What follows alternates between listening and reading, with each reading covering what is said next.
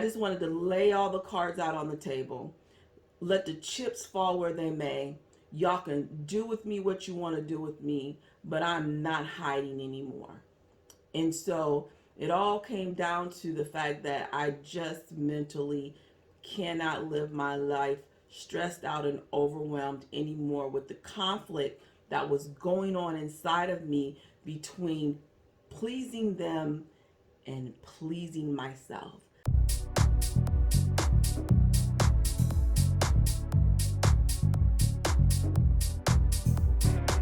Are you a successful woman in leadership who's feeling unfulfilled in her career? Lately, you've been feeling disconnected and empty, and your job has you burnt out, stressed, and feeling uninspired. And you want more out of life, but you feel stuck and not sure how you should be making a bigger impact on the world. Well, I got a free gift for you. Go to queensformation.com/free gift and sign up for the free case study training where I give you the 4 steps you need to take to get in a position to have the power, confidence, and clarity to manifest your dreams, walk in purpose, and live a fulfilled life. Sign up today. This is another episode of Becoming with Angelina Watkins, where we're turning dreamers into believers and doers, where we are sharing our stories of how we overcome adversity to reach a level of success and live life on our terms. And so we've been having very candid conversations where we are giving you a new perspective and the blueprint on how to win at love, life, and money. I am your host, Angelina Watkins, and if this is your first time joining me, welcome to the show. As you may not know, but for my returning fans that do know, I have been sharing my story because here at Becoming with Angelina Watkins, we are all about sharing our story, telling you what we've been through, telling you how we've overcome it, so that we can help you be able to overcome your past so you can pursue your dreams. We are all about living life out loud over here at Becoming with Angelina Watkins. We are all about pursuing your dreams and creating the life that you want. And we want to help you do that by sharing our stories and being honest about where we are and where we've been. So this episode, I'm going to talk about something very touchy, very controversial. I'm not here to be controversial. I'm not here to be messy, but I am here to tell my story. And so today I'm going to talk about, I don't even know what to call it, but growing up religious. I'm going to tell you a little bit about my childhood. Now, I've told you in previous episodes how, things have happened to me. And at some point in my life, I was a really angry person, and I've just been fighting all my life to be me. I want to be me. I want to live my life the way I want to live my life. I want to create the life that I want to live, just like I want to help you create the life that you want to live. And so part of me, one of the things that I had to heal from is control.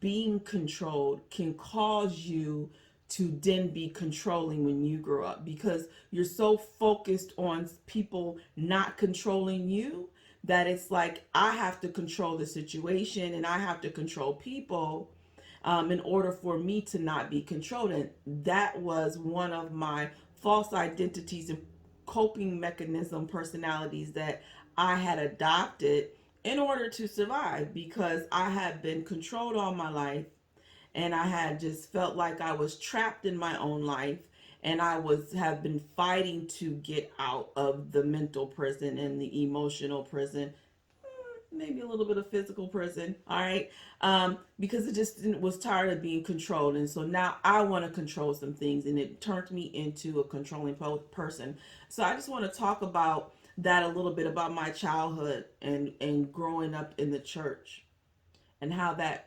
really caused me some problems when it comes to being controlling. And so I want to start out by saying this. We all go through some things, and we sometimes have this mentality that I'm the only one that has gone through this. We think that our problems are inclusive and no one else has ever had to deal with this, when in reality, you're not alone, especially with when it comes to religion. And so I think for the most part, growing up, I thought I was, and the people I grew up with in the church were inclusive of the things that we had to deal with. It's not till I got a little older, and even now to this day, having conversations with other people and how they were raised and their experiences in the church, I end up realizing that me and my friends and family are not inclusive to the things that we dealt with or the things that we've seen in church. And of course it becomes common. That's why we have all these comedians that can make jokes about the black church, right? And then we can all relate to the stuff that they're talking about, because we're not all that different. Okay, we have the different religions, but in reality, the politics that goes on, and the favoritism that goes on, and all the stuff that happens inside of the church is universal. Okay, it's universal. So for me, I grew up in a very strict religious household, and my upbringing, I would say, is a little bittersweet. um and I say bittersweet because it's sweet, because it, even though some things, it created some bad things in me, I think it gave me a really good foundation of creating the person who God wanted me to be. Right? It introduced me to God. It introduced me to prayer. It introduced me to some things that ends up being a very positive influence and impact in my life. But it was bitter because some of the things that were meant for good, again, they end up not being for my good. And so the whole thing that we have to understand, though, is that you can have two people going through the same situation, growing up in the same household, growing up in the same church, growing up in the same neighborhoods, experiencing some of the same things, but it's their perspective and their mindset that's going to determine whether that experience was good or bad. And so for me, there might have been some people who are going to be able to relate to my story, and it was all good for them, but it wasn't all good for me, because God created me to be someone different. And I had my own mind, and it was a conflict of me having my own mind. So let me tell you a little bit about um, um, my childhood growing up in a strict religious household. um, I couldn't do anything. That's how I would describe it. I was very restricted in my activities, and in how I live my life, and being able to make choices for myself. And so I spent my life, as I felt like being controlled on how I look and how I speak and how I walk and where I go and what I do and who I hang out with. Like, there was no decision making for myself. And so when you think about how you're growing up being told everything that you have to do, it's like really mind control. And I'm not able to make decisions for myself. I'm not able to do things for myself, but I want to. I have the mentality to, and the intelligence and the emotional intelligence, and I have the know-how to think for myself. But it was not being allowed to think for myself. And so I could had to go to church Sunday night, Sunday morning, Sunday night, Tuesday night, Friday night. Then there was all that extra um, church activities during the week, and you have Bible study and Sunday school and stuff like that. Um, couldn't wear pants. I wore dresses all the time. Now, I lived in Minnesota, so it was cold. I mean, we talking below 0 degree weather for weeks. And I have to wear dresses all the time. I couldn't go to dances. I didn't get to go to homecoming dances. I didn't get to go to the prom. I couldn't go to any game activities, the basketball game, the football game. I couldn't be a cheerleader. I couldn't run tracks because you couldn't. I remember wanting to run track, and I was told by my father that my girl's not running around in them little shorts, because back then the shorts was like Daisy Duke shorts, kind of, sort of. And so I couldn't run track. I really wanted to run track. My coach approached me because I was fast and was like, I want you on my team now. Can you imagine how that would make a person feel? Like you're being singled out, they're watching you, you're being chosen, and I had to say no. I was a little devastated over that. So couldn't go to the movies, couldn't go to concerts. Like I couldn't go to birthday parties. Now it's not like it was against the religion to go to birthday party, but it was, you just couldn't do anything that would where you would be around a lot of people that quote unquote is not godly.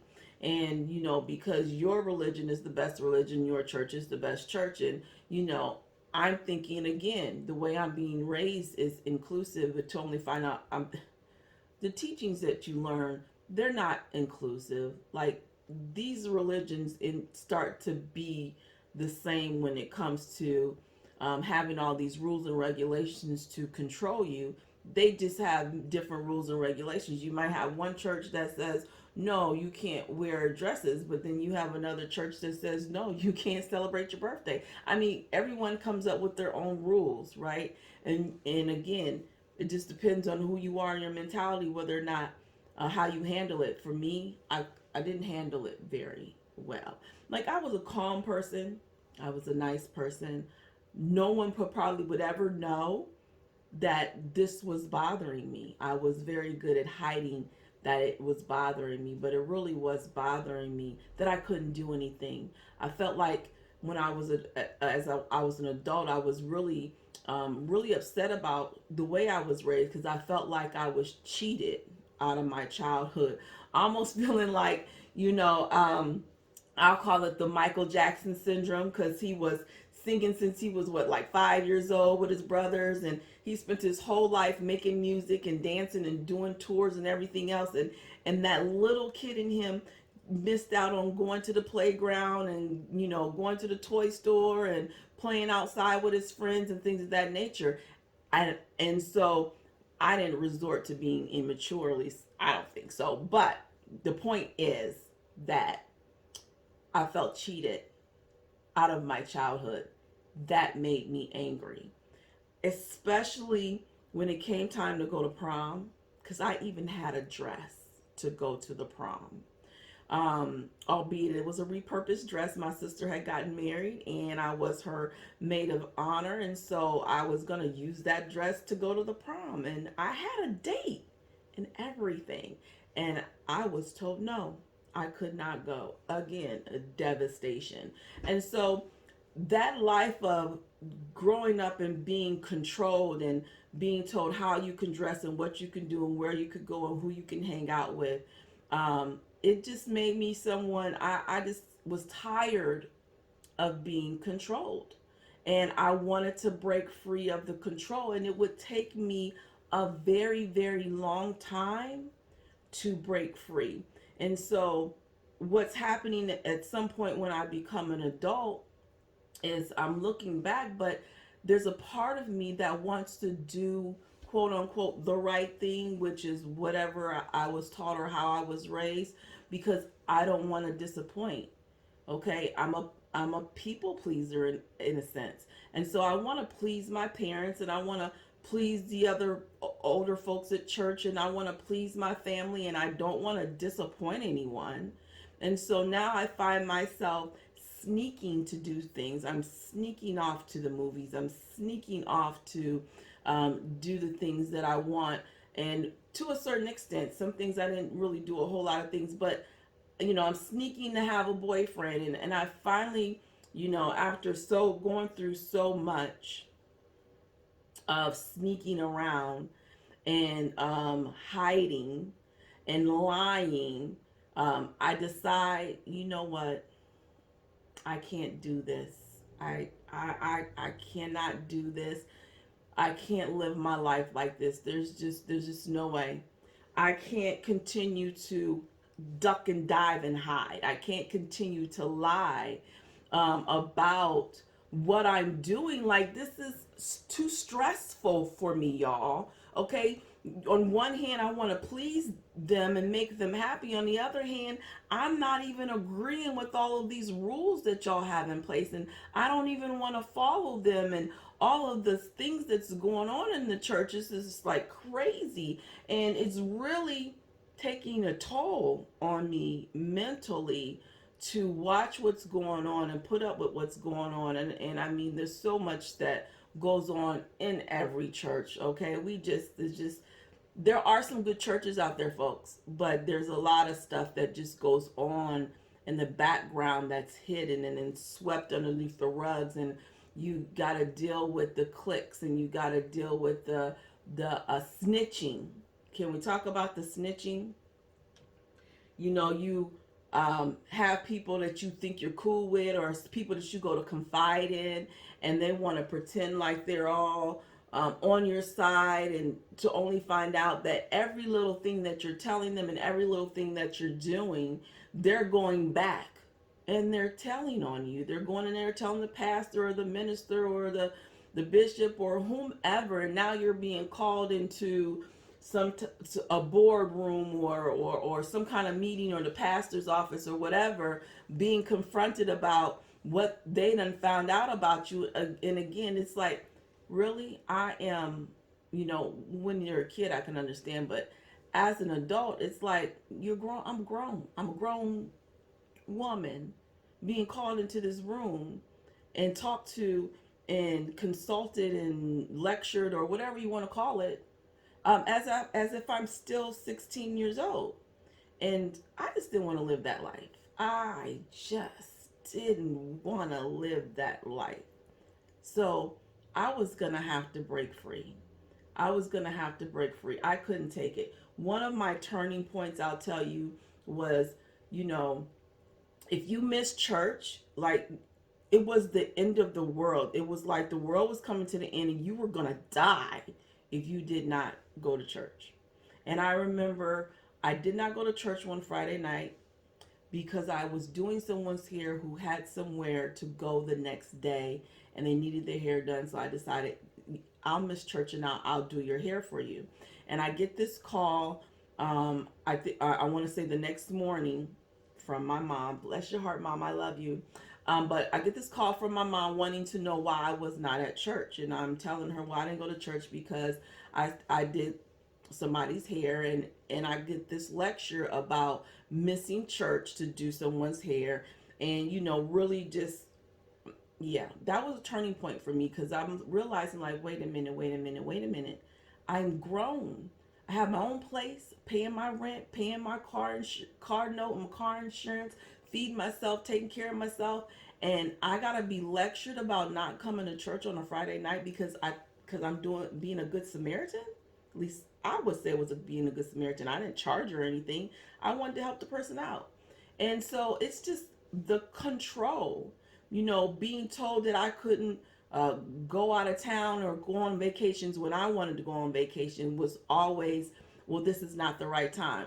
Not the right time for who? Like, I already have my job telling me when I can and cannot go on vacation. Now I got the church telling me when I can and cannot go on vacation as well. I mean, I'm living here in Cincinnati, and I just want to go to Columbus and see my friends and see my family. And you want to tell me that I can't even go drive an hour and a half because this is not the right time and you need to be here and go to church? And like, too much for me, y'all. Just too much. So now I got to break free. I finally make a decision. I can't duck and dive and hide no more. I cannot live my life lying and trying to not be who I am. And so this goes back to a previous episode when I talked about loving who you want to love, or doing what you want to do. And my break free was that I was dating someone, and I just decided, like, I'm done. I'm going to go to the pastor and I'm going to tell him that I've been dating someone who's not in the church, right? He wasn't a godly man. We've been living together, kind of, sort of. And then I had to really drop the bomb that I'm about to drop here. I don't know if I should drop this bomb. Ooh, I'm gonna go ahead and drop the bomb. I had an abortion. Okay. And I just wanted to lay all the cards out on the table. I'll save the abortion story for another day. I just wanted to lay all the cards out on the table. Let the chips fall where they may. Y'all can do with me what you want to do with me, but I'm not hiding anymore. And so it all came down to the fact that I just mentally cannot live my life stressed out and overwhelmed anymore with the conflict that was going on inside of me between pleasing them and pleasing myself. Pleasing them versus I don't agree with these rules. I don't agree with being controlled and I want to break free. And so I did that. And of course, I would have to meet the board, or as someone you would say, go to the I don't know what you would call it, the committee or the room or the pastor's office and meet with these folks to decide whether or not I should be excommunicated. And I decided that I'm not going. I'm not going to that board meeting. I'm not going to do it. I'm not going to play the game. I watched so many in the past play the game of going up there, being questioned, answering all these questions. They really getting in personal and into your private life, and then you pretending like that you're so remorseful and you're not going to do it again and you're going to follow the rules, and then they let you back in and then you're off doing the same thing over again. And I'm like, I'm not doing that. I'm not. I'm not going. I'm not going to play this game. I'm not going to go sit in this room and be asked all these questions and all these personal, private questions and these intimate questions and have to answer anything, knowing that if you all decide to let me stay in this church, I'm not going to follow your rules. So I decided I'm not going to go play the game. I'm not going. And what happens is, of course, my family's disappointed. You know, I'm getting phone calls from my father who is trying to convince me to go, and Pop, I'm not gonna go. I'm not gonna do this. I'm not going. I'm not gonna play this game with you all. And I'm not gonna follow your rules because I don't agree with all of them. Now, I'm not gonna say I didn't agree with any of them because I agree with some of them. I just didn't agree with all of them. And I knew that deep down in my heart, I had to be at this point true to me. And deep down in my heart, I knew that I didn't agree. And I knew that I wasn't going to follow, and I knew I wasn't going to do those things, so I wasn't going to play the game. And I didn't go. And I was excommunicated. And that was the best thing that ever happened to me, was to be excommunicated. Because the conflict is now officially gone.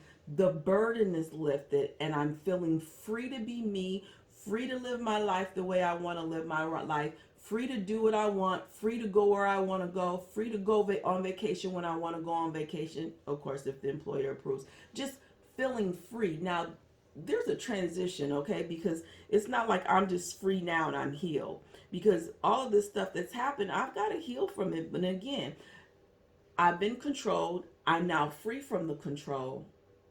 But it's turned me into someone who's controlling. So, you know, now I've got to deal with this. I've got to unbecome being controlling, because being controlled, again, you then turn into someone who is like, let me control them before they can control me. Let me control the situation before it can control me. If I can control this thing, then it'll work out the way I want it to work out, or in my favor. And then you don't have to worry about the conflict. So you think, but you still end up having conflict with others because now you're trying to control them and they don't want to be controlled. And so I have to tell you that you got to make sure that your past is not showing up in your present. And it's so easy to do that. It's so easy for someone to treat us a certain way, or something that happened to us, and unconsciously, without even thinking about it, without even knowing, we are now projecting what happened to us onto others. just in a different way. And so now I'm being not me being controlled then, but breaking free. I'm now projecting control onto others, not necessarily realizing that I'm controlling them, and I'm controlling situations, and I'm controlling their life, and I'm trying to control their mind. And it's all coming from how I was raised. Okay. But I am started working on unbecoming, controlling, letting go, and being unbothered, because not being controlling is being unbothered. I'm not worried about what other people say, not worried about what other people do, not worried about what you got going on. Okay, I'm out here doing my thing. I'm out here living my life. I'm out here being free and becoming who God created me to be. Okay? So, I hope that I guess I gotta say, what's the point of what's the point of all this? The point of all this is to let you all know that you're not alone. I'm pretty sure there's different people from all these different churches. I don't want to start naming church names and religions where you've dealt with the mind control of them trying to tell you what to do and how to do it, and it's not all bad. Okay, for you non-believers out there, the church is not all bad, because I still go to church. To this day, I go to church, and I learned so much from church. But it's I'm me. I took control of my spirituality is what I did. And I began to read the Bible myself. And when I'm telling you, when I began to read the Bible, my eyes began to open to things that they were not teaching me, that would have been really great for my life. But why? Because we got to control you. We got to tell you what to do and how to do it and where to dress it. They got to control you, right? So I would encourage you to read the Bible for yourself. You would be so enlightened, okay, and be able to take control of your spirituality, because now my eyes have been opened. And I remember someone asking me about the fact that what we were taught, again, you think it's inclusive, you think that you've got the best teaching and that everyone else don't have what you have. So many people think that.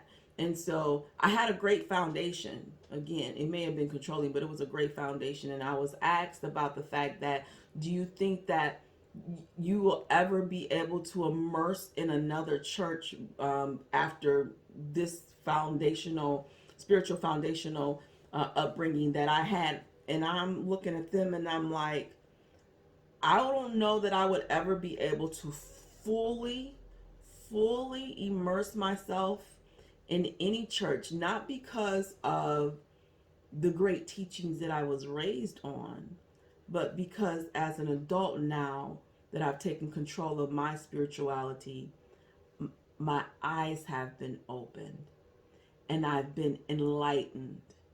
And even though I want to be taught, and I'm humble myself to listen and be taught and be coached and be spiritually mentored, you can't just tell me anything, because I'm reading the Bible for myself and I'm asking questions and I'm studying, and no more can anyone be able to just tell me anything and then I just accept that it's gospel and truth. Okay? And so that's why I feel like my eyes being open would impact how I immerse myself fully in any church, because I just would, again, be cautious of anyone trying to control my life. All right, so I think that's been enough. That's my childhood, growing up controlling. I had to unheal from being controlled. There's a whole lot more stories that I could probably tell, and we'll probably get into it, because guess what? I ain't going nowhere. This podcast is here to stay, so we will see you again in another episode. Now, you always know where you are is not where you have to be. Your past does not define you. You define you. My past did not define me. I define me. So you got to heal, transform, and pursue you.